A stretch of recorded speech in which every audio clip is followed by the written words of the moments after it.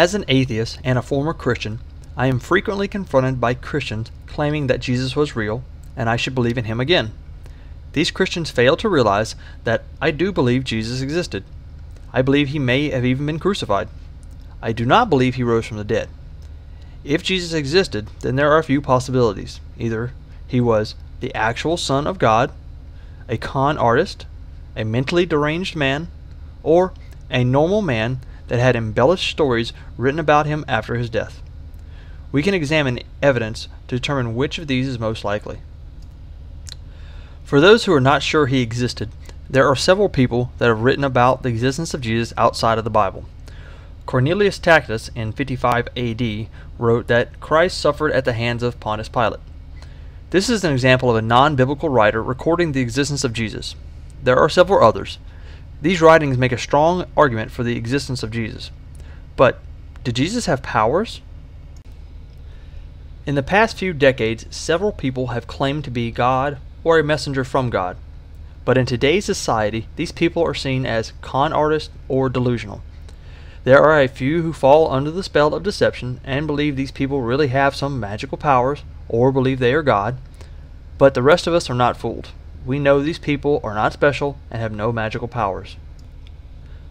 We see their followers in highly emotional states claiming their new friend is the Messiah, and we know they have been deceived or brainwashed. David Koresh made claims like this and had many people believing his deceit.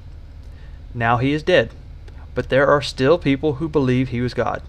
Yes, there are a few branch Davidians still around. If his followers pass these beliefs on to their children and friends, in the future, they may become just as numerous as the followers of other religions. Why is this any different than Muhammad, Joseph Smith, Marshall Applewhite, Jim Jones, or Jesus? We can clearly see that people that make these ludicrous claims today are not magical. Why is it any different when the story is passed down for thousands of years? Does the passage of time make the story more valid? Not one shred of evidence was left by any of Jesus' alleged miracles. Due to the lack of evidence and the sheer ridiculous nature of the stories, I do not believe Jesus had any magical powers and was not the son of any god. So, was Jesus a con artist? At the time of Jesus' life, knowledge about the world was only a fraction of what it is today. This advance is not just in science. People now question things that sound either too good to be true or not realistic. This type of questioning mind is far more advanced than primitive man. We know today that if a man is seen walking on water, it is just a trick. If we see someone claiming to bend spoons with their mind, they are simply using sleight of hand. No magical powers are needed to perform these deceptions. I am not claiming everyone today is a skeptic. Unfortunately, we still have people today who believe in ESP, psychics, ghosts, UFOs, Bigfoot, unicorns, dragons, and faith healers. These are the same people that would most likely believe in someone claiming to be a Messiah.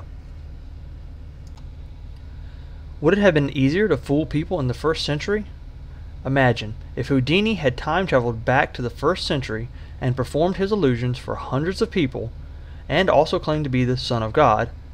Then today we would likely have millions of Houdini churches, with all of the followers worshiping the magician.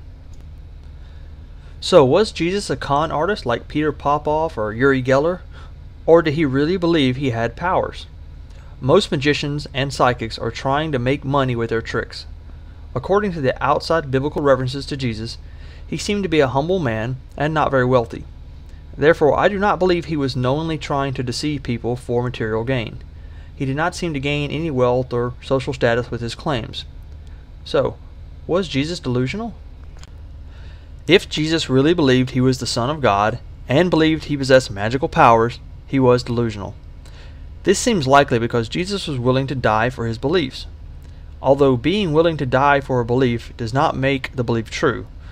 The Branch Davidians were willing to burn alive in the Waco compound for their delusion, and Muslims are certainly willing to blow themselves up for their beliefs. But dying for a belief is the ultimate sacrifice. It shows a true commitment and shows the person truly does believe their claim. If any charlatan today was threatened with their life because of their alleged powers, they would most likely admit to the scam to save themselves. Jesus was never recorded denouncing his claims. But Were the stories about his teachings accurate? The New Testament stories of Jesus were written long after he died. Paul did not write about Jesus until long after Jesus' death, and the Gospels were not written until after that. These stories could have been embellished to make Jesus look powerful and divine. To a first-century mind, these miracles seem possible, and adding them to the stories may have seemed like a good way to promote Christianity. It is possible that Jesus never even claimed to do miracles. The miracles may have been added to these spoken stories. Imagine telling your friend of something spectacular you just saw. How accurate is your story? Maybe you stretched the truth just a bit to make the story sound more exciting. You may have even done it on accident. Just like other legends, the story of Jesus was first passed down by word of mouth and eventually written down. This word of mouth passing is where the story could have been altered to such a degree the end result might barely resemble the truth. Jesus may not have even claimed to be the Son of God. He could have been a very wise man that taught people to love one another and to be kind to everyone without the magical additions. But in an attempt to make Jesus impressive, the storytellers may have fabricated the miracles, the Son of God claim, the virgin birth, the resurrection, and the ascension. I think this is a plausible explanation. It's a shame, too. They may have taken a man who could have possibly been one of history's great philosophers of love and human understanding, and made his story so unbelievable that people question his very existence. Their intentions may have been good, but the truth would have been better. For me, I believe Jesus existed, and was a good man with some wise teachings, even without the miracles. Actions are more important than beliefs.